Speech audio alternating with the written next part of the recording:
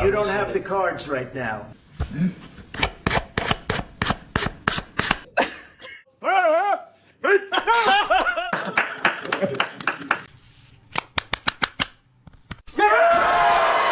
Don't argue. Yes, you've heard it right. But is it possible not to argue? All right, today we're going to practice English together and talk about arguing. Well, it's an interesting topic for today.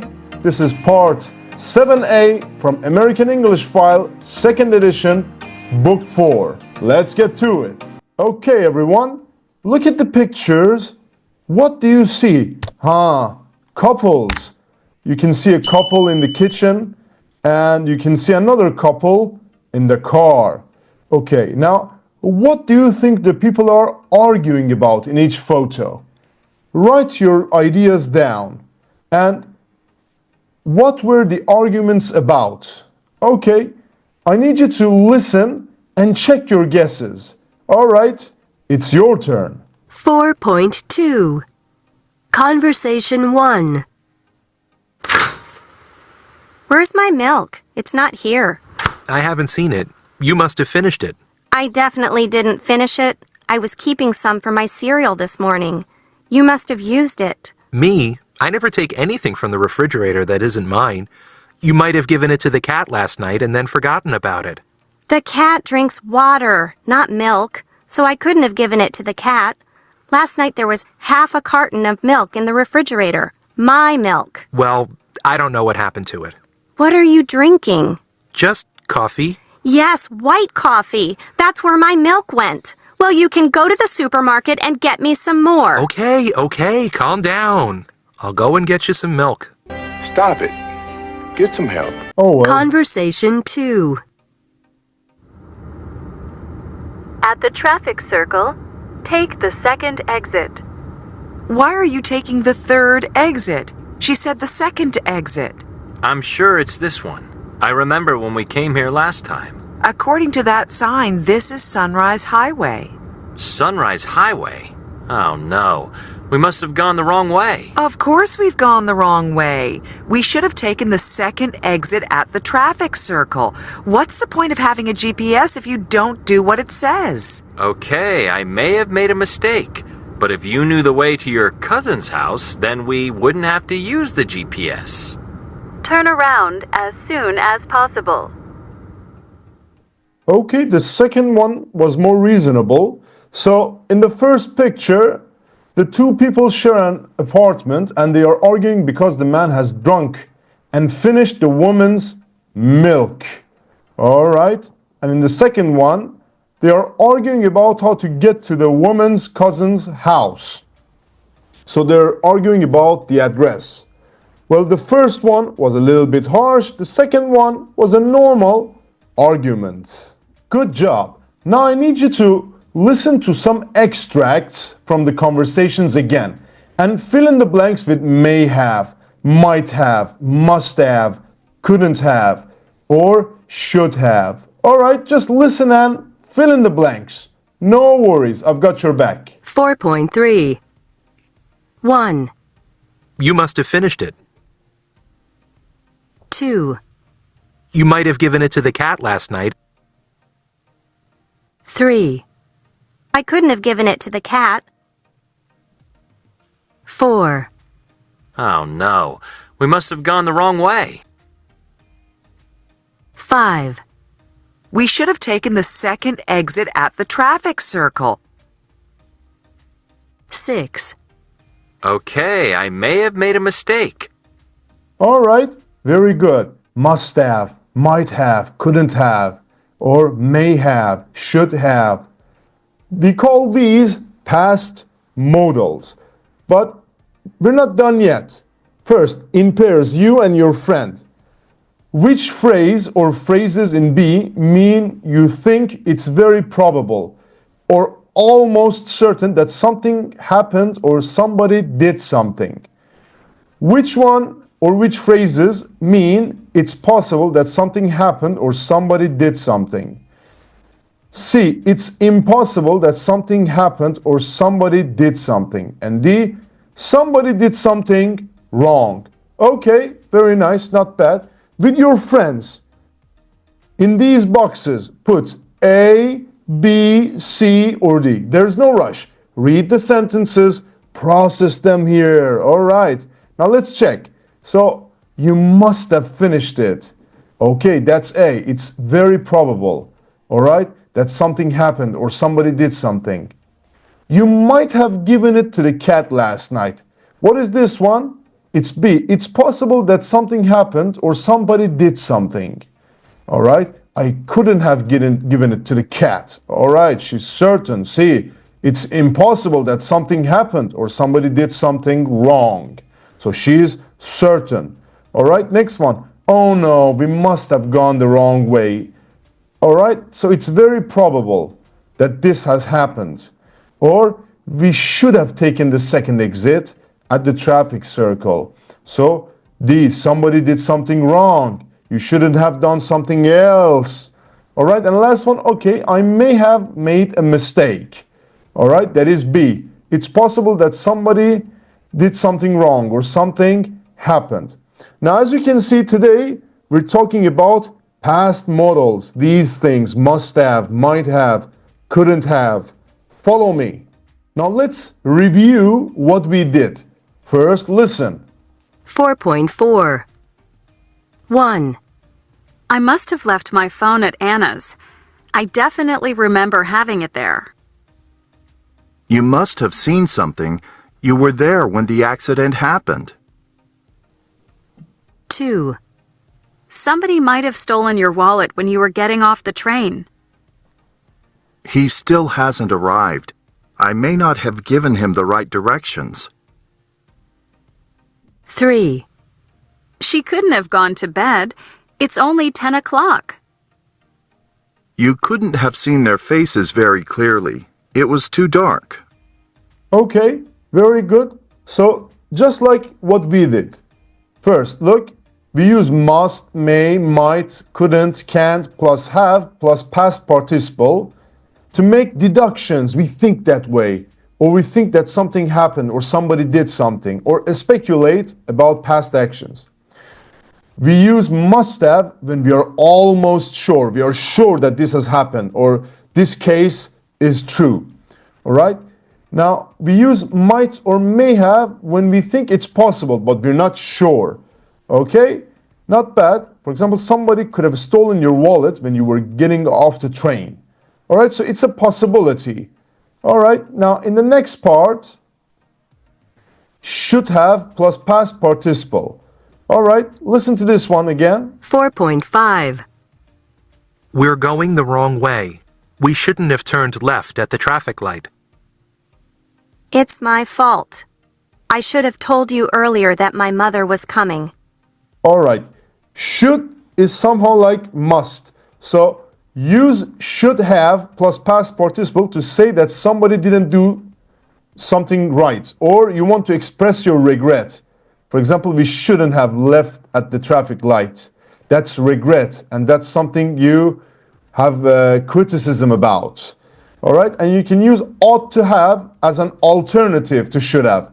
So if you don't want to use should have, you can use ought to have. I ought to have told you earlier. I should have told you earlier. They somehow hold the same meaning. All right, now I need you to take a screenshot from this page. I don't expect you to be your best right now. We're going to practice together. No worries. You know, practice makes progress. So don't worry if you make mistakes, because without mistakes, there's no experience. And experience is the fruit of mistake. So always be sure to make mistakes and learn from them. As always, we have two sets of exercises. In the first one, rewrite the bold sentences using must, might, might not, couldn't, have, plus the verb, the past participle all the time. For example, I'm certain I left my umbrella at home. It's not in the office. I must have left my umbrella at home. Just like that. You just read the bold sentences and change them. You took that screenshot, right? So look at your screenshot and do it, okay? It's no problem. As for part B, you respond to the first sentence using should, shouldn't have, plus a verb from the list. For example, we couldn't understand anybody in Mexico City. Well, you should have learned some Spanish before you went. So learn is crossed out. Again, you have all the time in the world. Okay, relax. If you're relaxed, you can do it better. Stop the video, take your time, practice with your friends, learn from each other, teamwork. They told you in school to do it yourself. Well, do it yourself didn't work. You need to have some teamwork, okay? And if you're ready, well, let's do it together.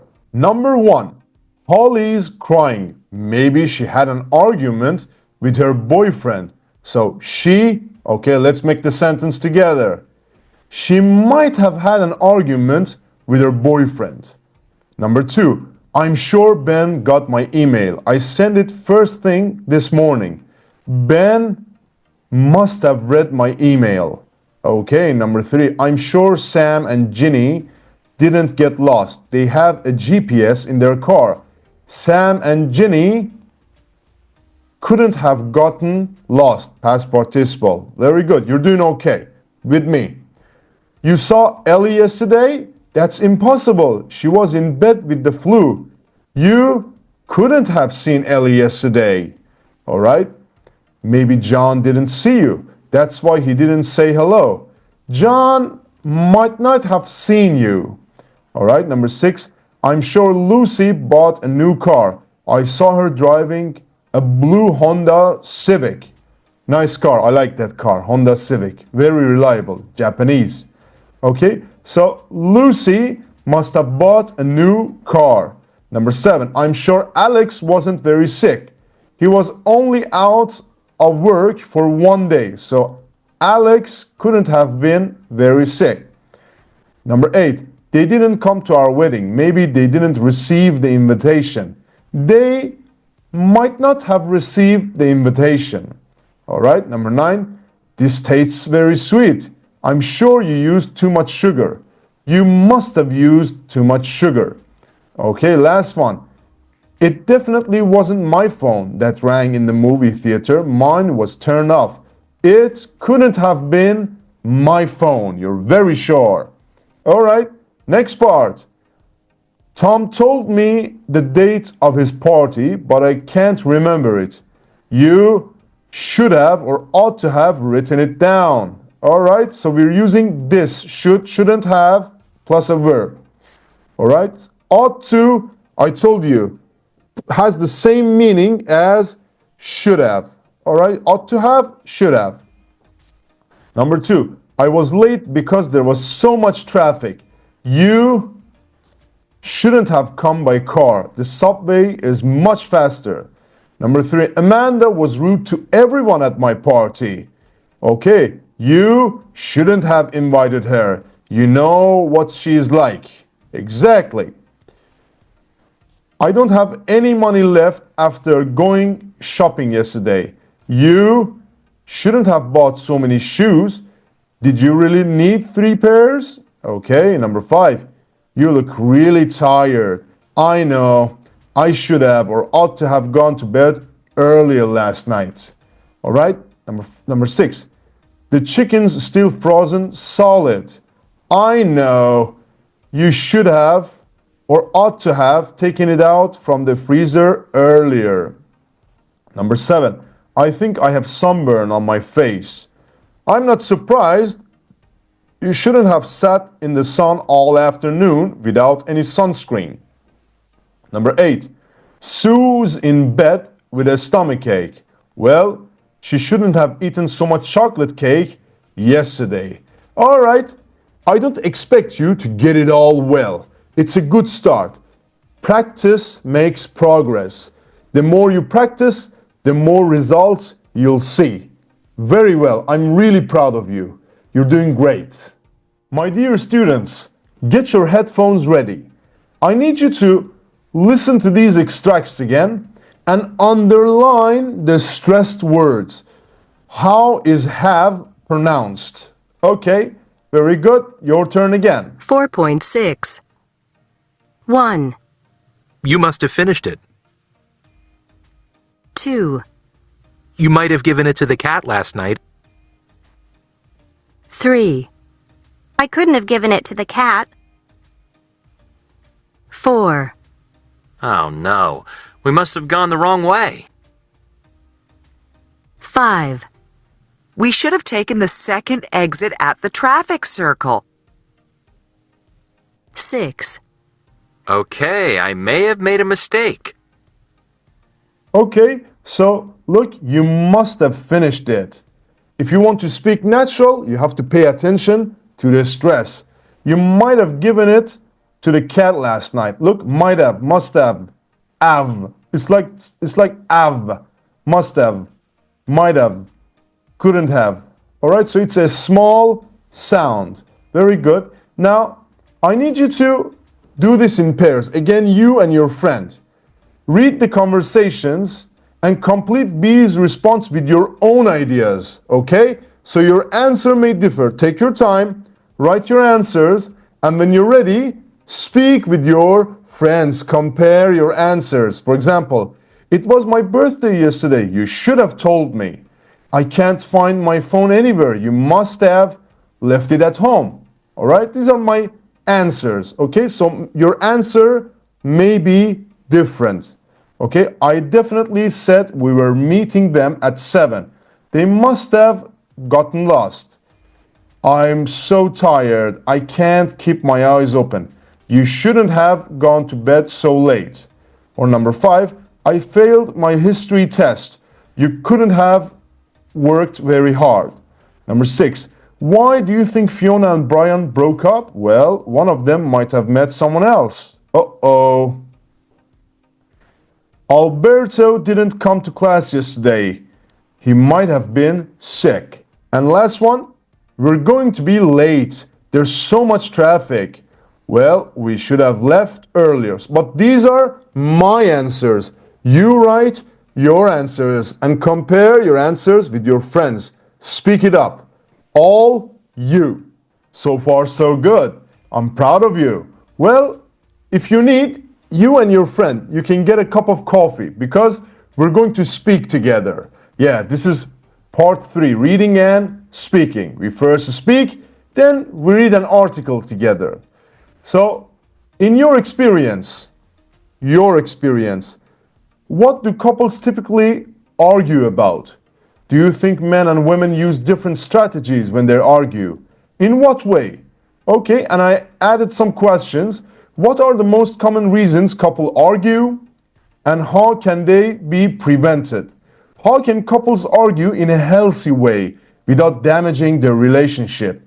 What are some signs that an argument is becoming toxic rather than productive? How can couples effectively resolve conflicts when they have different communication styles? And what role does active listening play in de-escalating, just diffusing arguments between partners? Okay, my friends, take your time, write your ideas, have your coffee, write down what you think. You can use Google to help you. You can use ChatGPT to help you. And these are good discussions. For example, sometimes I argue with my wife and I use ChatGPT to help me. So you can do the same. Look at ChatGPT and get your answers. And after that, speak with your friends. Compare your answers. Speak as much as you can. All yours. That was one hell of a discussion, wasn't it? You learned so many things about yourself, about your partner, and about arguing. Now, you're going to read an article about how men and women argue. And I need you to just take your time. There's no rush. Read this and tell me, does this article mention any strategies that you talked about, the things that you learned during your previous discussion? All right, I'll be waiting.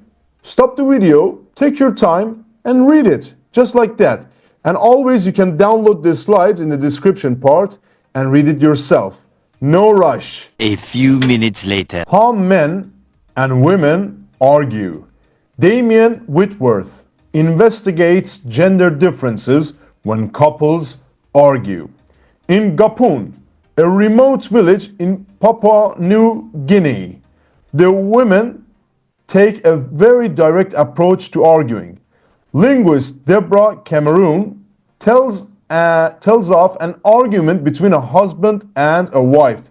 It started after the woman fell through a hole in the rotten floor of their home, and she blamed her husband. He hit her with a piece of sugar cane. That is not good. So she threatened to attack him with a machete and burn the house to the ground. At this point, the husband decided to leave, and she launched into a cross.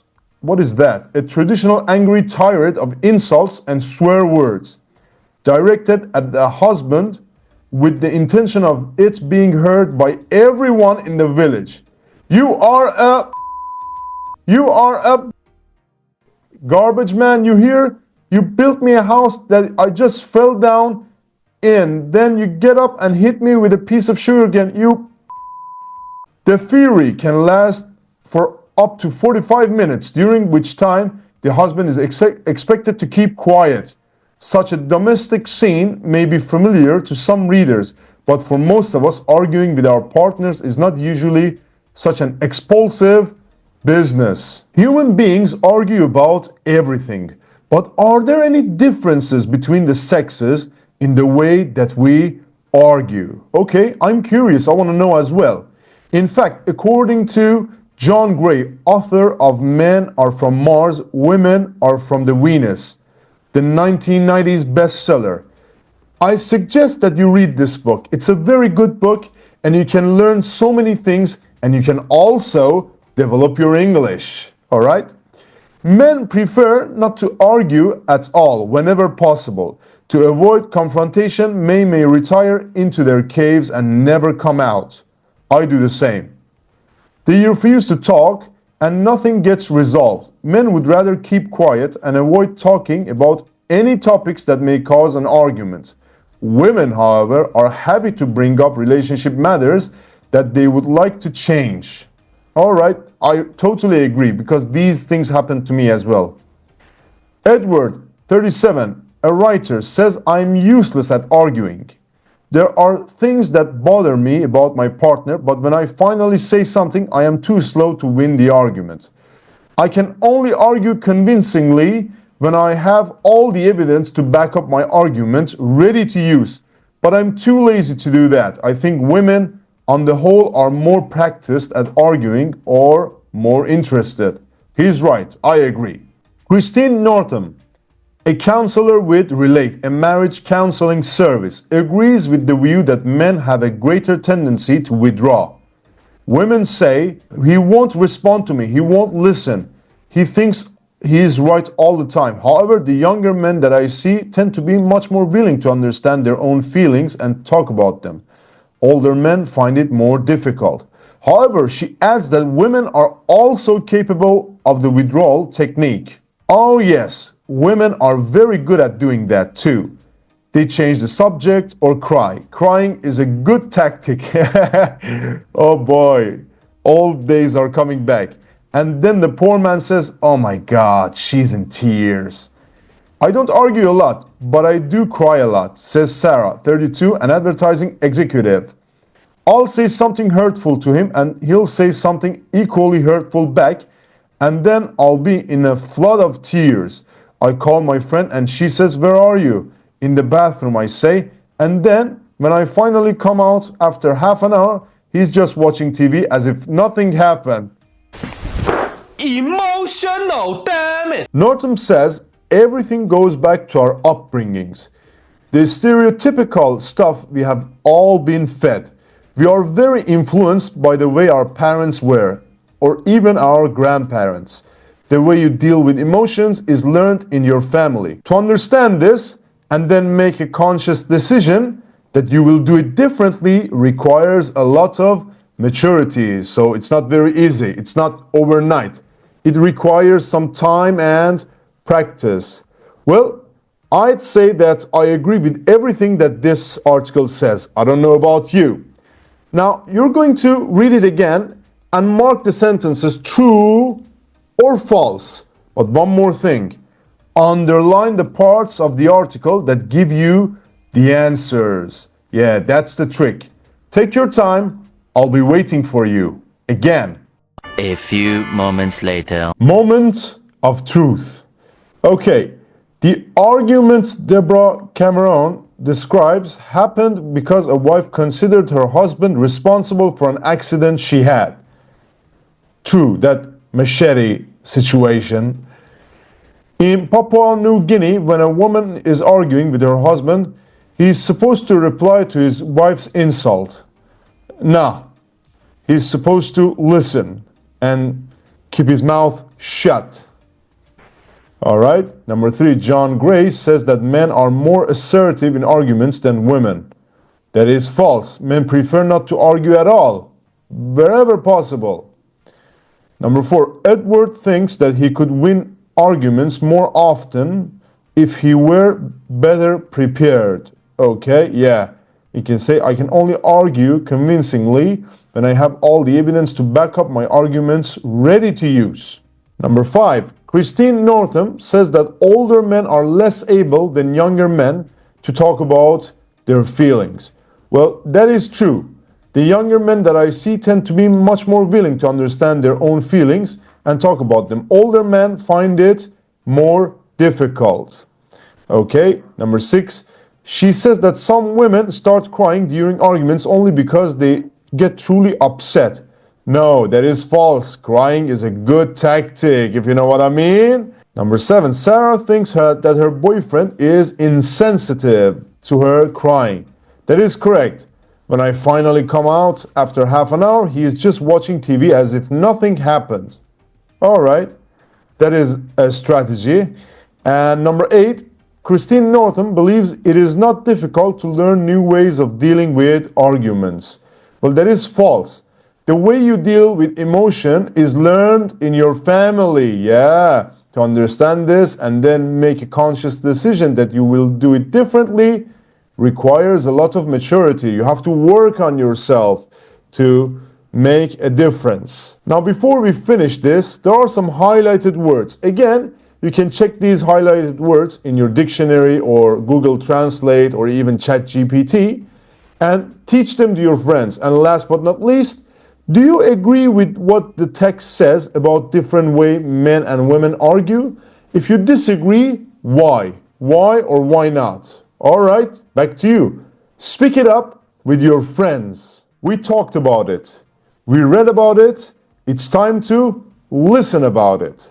So you're going to listen to a psychologist giving tips to help people when they disagree with somebody about something. So listen once, just check the 6 things that she says. Okay, we have 10 options. You have to check only 6.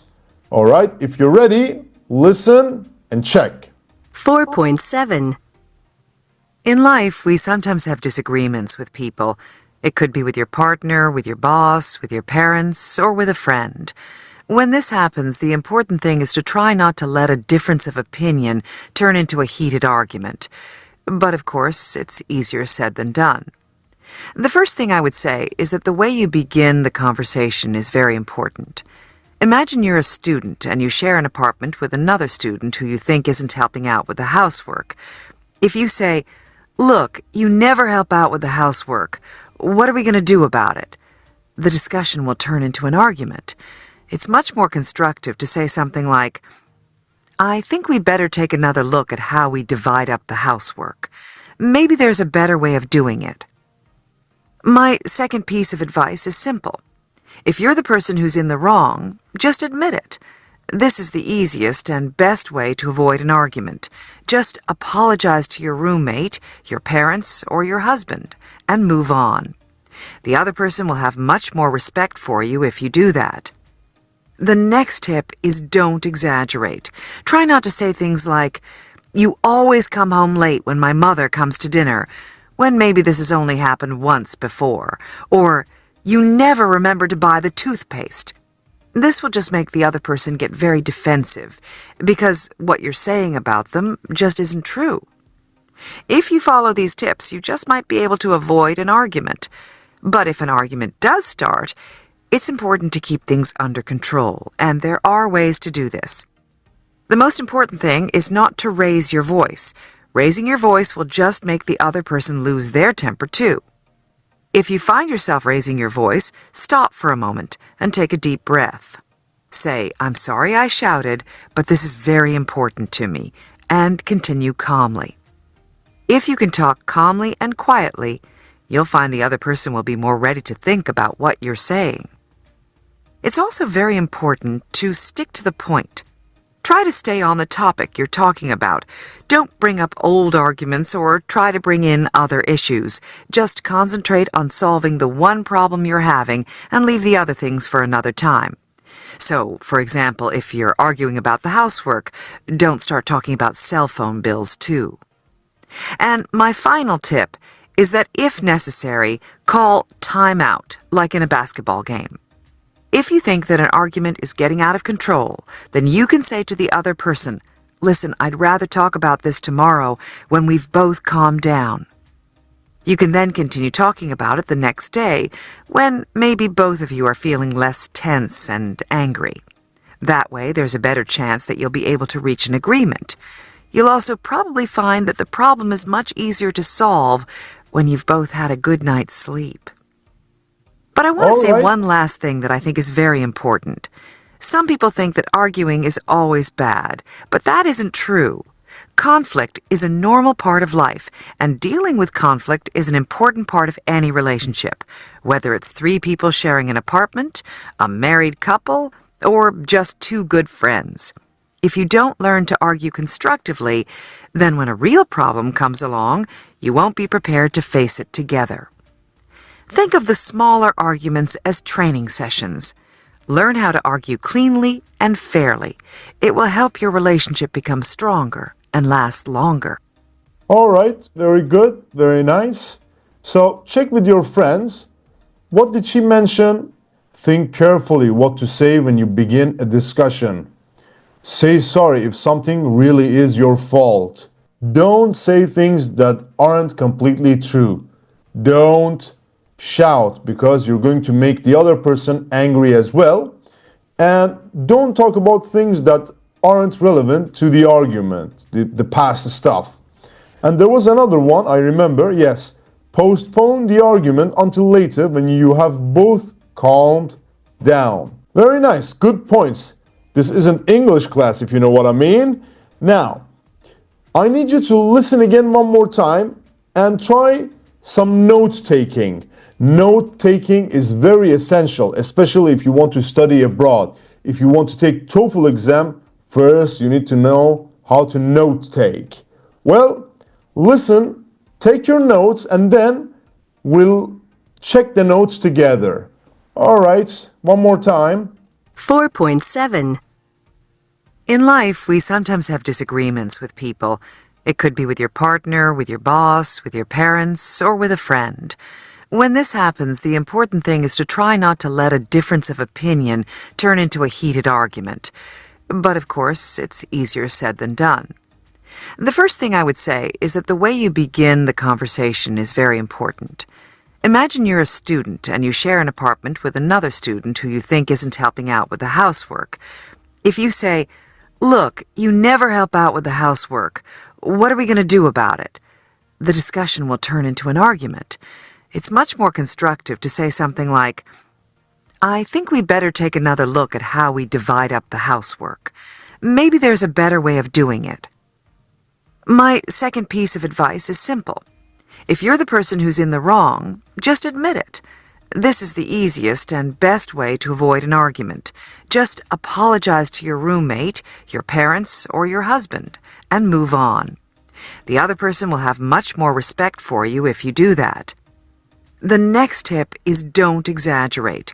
Try not to say things like, "You always come home late when my mother comes to dinner," when maybe this has only happened once before, or "You never remember to buy the toothpaste." This will just make the other person get very defensive, because what you're saying about them just isn't true. If you follow these tips, you just might be able to avoid an argument. But if an argument does start, it's important to keep things under control, and there are ways to do this. The most important thing is not to raise your voice. Raising your voice will just make the other person lose their temper too. If you find yourself raising your voice, stop for a moment and take a deep breath. Say, "I'm sorry I shouted, but this is very important to me," and continue calmly. If you can talk calmly and quietly, you'll find the other person will be more ready to think about what you're saying. It's also very important to stick to the point. Try to stay on the topic you're talking about. Don't bring up old arguments or try to bring in other issues. Just concentrate on solving the one problem you're having and leave the other things for another time.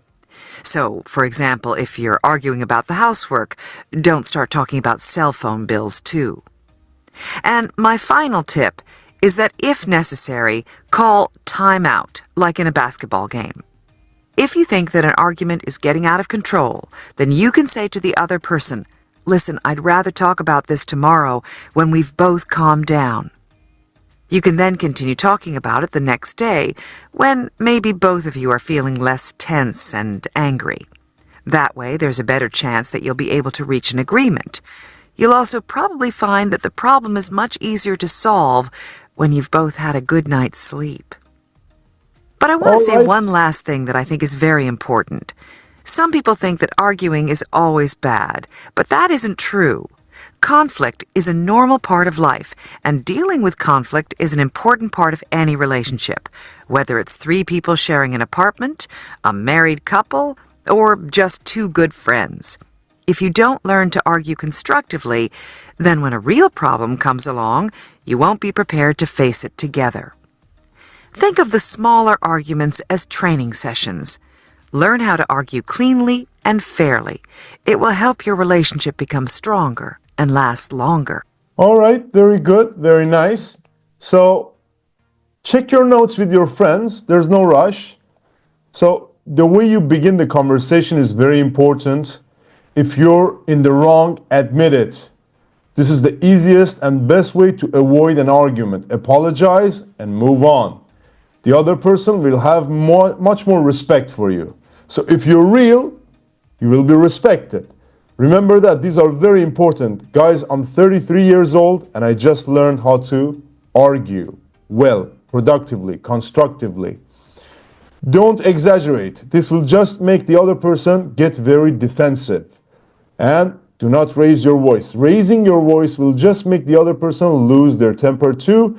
If you find yourself raising your voice, stop, take a deep breath, continue calmly. If you can talk calmly and quietly, you'll find the other person will be more than ready to think about what you're saying. Okay? Shouting never helps. Stick to the point. Try to stay on the topic you're talking about. Don't bring up old arguments or try to bring other issues. Just concentrate on solving one problem that you are having and leave the other things for another time. Just focus on the issue at hand. And there was another one, yeah. If necessary, call time out. Yeah.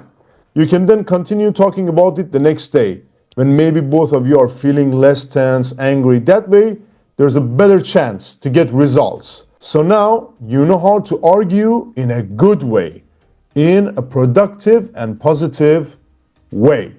Well done. Now that's awesome. You know so many things about arguing, how to handle arguments. Everyone, look at the sentences from the listening that we just listened to, the lecture, and try to figure out what the missing words are. Okay? Try to complete it yourself first. There's no rush.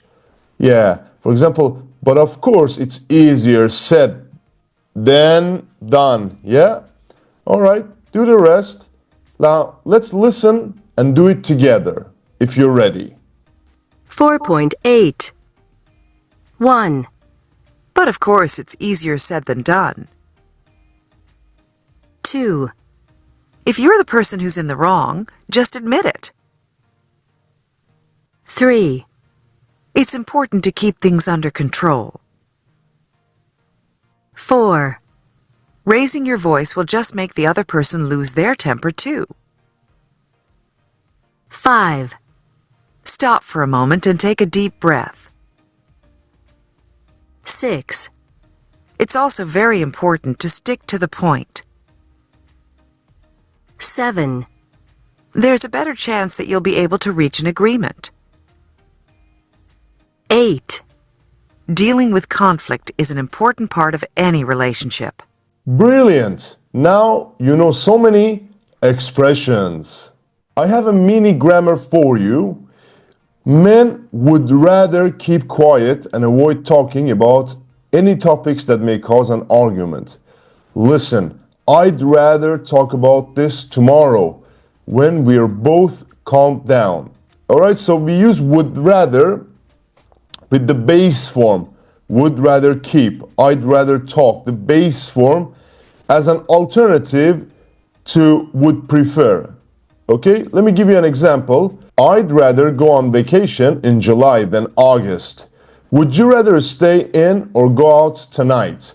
I'd rather not go out tonight. I'm really tired. So you don't say, I'd not rather. Okay, I'd rather not. We can also use would rather plus the person plus past tense to talk about what we would prefer another person to do. What does it mean? I'd rather you didn't smoke in here if you don't mind. Alright, now no need for a screenshot.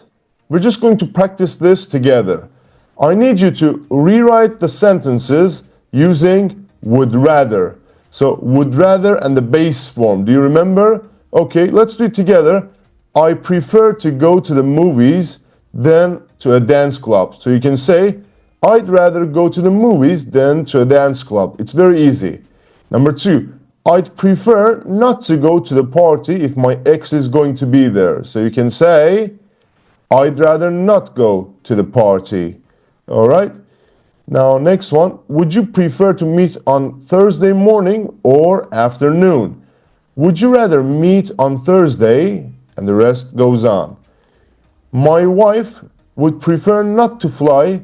She had a bad experience once. Alright, you can say my wife would rather not fly. Okay, as I told you, would rather or would rather not and the base form. Number 5, my husband would prefer to take a train to Boston, not take the car. So my husband would rather take a train to Boston. And last one, I'd prefer to come on Sunday if that's okay. I'd rather come on Sunday if that's okay. Very good, just a mini grammar for you. And now you and your friend work in pairs. Look at the options and take turns to ask and answer with would you rather. Say why. So you have to add details. For example, would you rather take an English class in New York or London? And you can say, I'd rather take a class in New York because... Another example, would you rather take a summer vacation or a winter vacation? For example, I love summers. So many outdoor activities in Istanbul, yeah. Or would you rather work for yourself or work for a company? Of course, I'd rather work for myself. There's much more freedom. And would you rather go to a foreign restaurant for dinner or to a restaurant that serves food from your country? Well, I don't know. I have to think about it. Would you rather read an ebook or a normal book? Of course, an ebook. Would you rather have an SUV or a small sports car? SUV all the way. I'm a big guy. I love SUVs. Would you rather go to a concert or a sporting event? Well, I'd rather go to a concert. Would you rather live on your own or share an apartment with friends? Okay, I would rather live with my wife. I'm married. So you have the examples.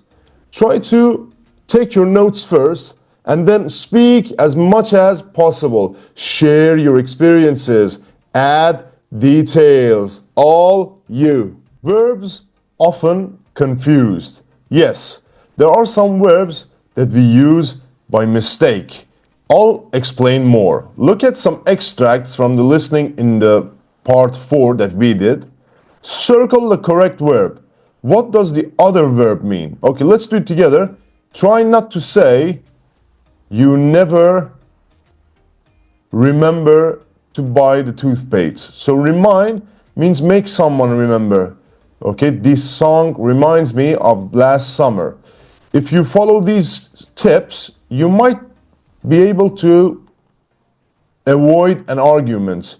Avoid is the answer. Prevent means stop someone from doing something. All right?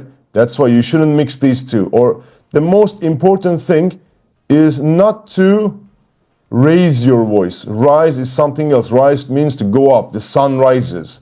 Okay, so sometimes we mix these verbs. We use them by mistake. Now, there are so many of these verbs, but I've made a list here. All right, let's look at it. Okay, so in each section, we have two verbs, argue, discuss. Okay, and they have different meanings. Complete the verbs column, this column, with the correct verb in the right form. So, correct verb in the right form. Take your time, stop the video and do it. For example, let me do one of them. I need to talk about something with my boss. So you need to somehow discuss a problem. But I often argue with my parents about doing housework. So each one of them has a different role. Do the rest, and if you're ready, well, we can do it together. Listen and check. 4.9. Verbs often confused. 1. I need to discuss the problem with my boss. 2. I often argue with my parents about doing housework. 3. I didn't realize you were so unhappy. 4. I didn't notice that Karen had changed her hair color. 5. Jack always tries to avoid arguing with me. 6. My dad can't prevent me from seeing my friends. 7. I've spoken to her husband twice, and he seems very nice. 8. Carol doesn't look very well. I think she's working too hard. 9. My parents don't mind if I stay out late. 10. It doesn't matter if we are 5 minutes late. 11. Can you remind me to call my mom later? 12. Remember to turn off the lights before you go. 13. I expect that Daniel will forget our anniversary. He always does. 14. We'll have to wait half an hour for the next train. 15. I wish I were a little taller. 16. I hope that you can come on Friday. I haven't seen you for ages. 17. The Dallas Cowboys won the game 28-10. 18. The Dallas Cowboys beat the New York Jets 28-10. 19. Tom always refuses to discuss the problem.